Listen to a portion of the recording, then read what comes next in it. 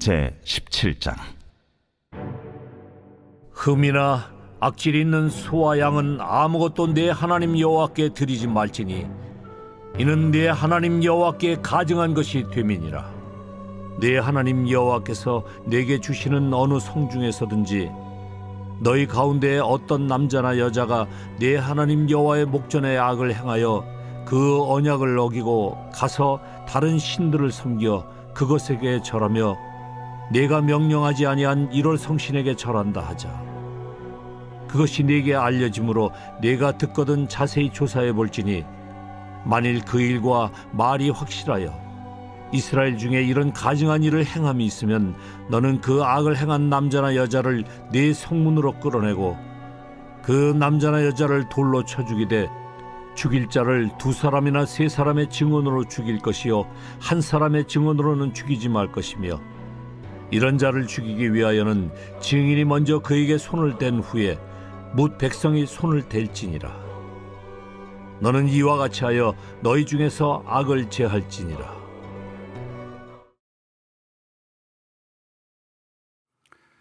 이 시간 우리에게 주시는 하나님의 말씀은 신명기 17장 1절에서 7절입니다. 말씀의 제목은 언약입니다.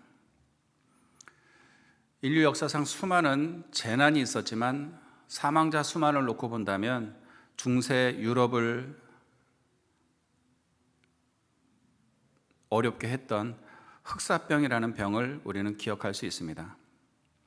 이 병은 3년 만에 유럽 인구의 30%를 사망케 하는 그런 어마어마한 전염력으로 유럽을 휩쓸었습니다. 우리는 팬데믹이라는 것을 경험해 보았기 때문에 질병이 얼마나 빨리 퍼지고 한 사람의 감염자가 또 얼마나 많은 사람을 감염시키는지를 알 수가 있습니다.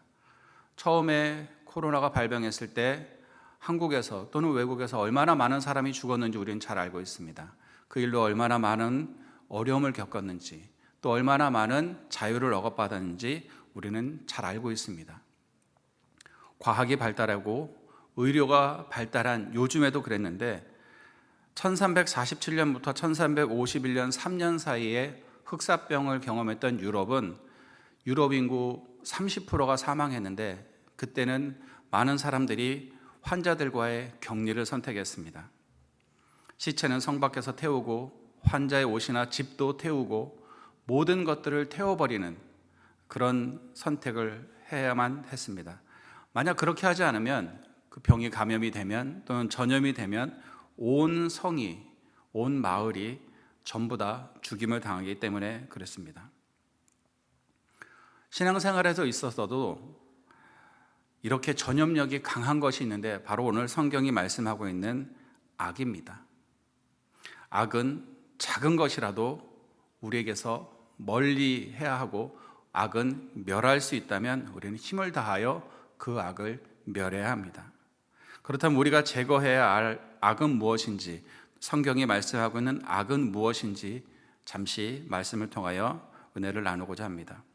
여호와의 목전에 악을 행하여 그 언약을 어기고, 이렇게 2절에 기록하고 있습니다. 언약을 어긴 것, 그것을 성경은 악이다 라고 말씀하고 있습니다. 법치국가에서는 헌법을 지키는 것이 가장 중요합니다. 그 헌법을 지키지 않았을 때 헌법을 어긴 죄를 가장 큰 죄로 여깁니다. 그렇다면 하나님의 나라에서는 하나님의 말씀, 언약을 지키지 않는 것이 가장 큰 죄악이 되는 것입니다. 왜냐하면 언약은 하나님과 그 백성을 연결하는 고리 같은 것이고, 언약을 어긴다는 것은 하나님과 백성의 관계를 끊는 것이기 때문에 그렇습니다.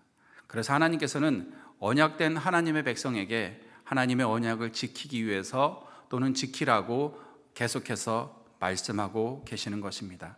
그리고 그 언약을 어기는 것을 악이다라고 말씀하고 있는 것입니다.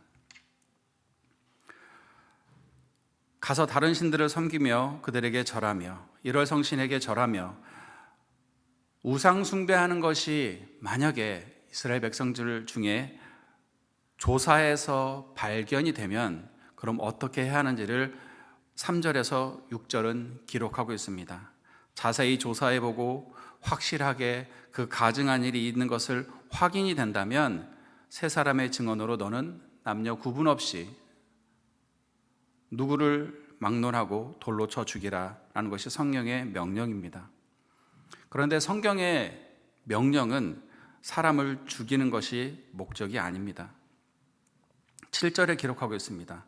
너는 이와 같이 하여 너희 중에서 악을 제할지니라.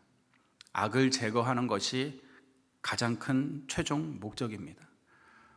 중세시대에 또는 우리가 팬데믹을 통해서 전염되는 것을 막기 위해 마스크를 쓰고 격리를 당했던 그 모든 것은 전염을 막기 위한 것이었던 것처럼 이스라엘 백성에게 내려서 이런 가증한 일이 있는지 확인이 되면 돌로 쳐 죽이라는 것은 사람을 죽이기 위한 것이 목적이 아니라 악을 제거하는 것이 최종 목적입니다.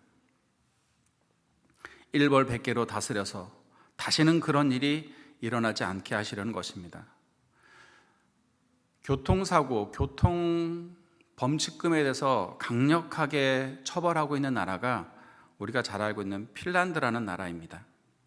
핀란드에 노키아라는 회사가 있는데 그 회사 부사장이 50km로 가야 하는 것을 25km를 초과해서 75km를 달렸다고 1억 8천만 원의 과태료를 물었다고 합니다. 사업가 한 명은 빨리도 달렸습니다. 290km의 속도로 달렸다고 합니다. 2010년도에.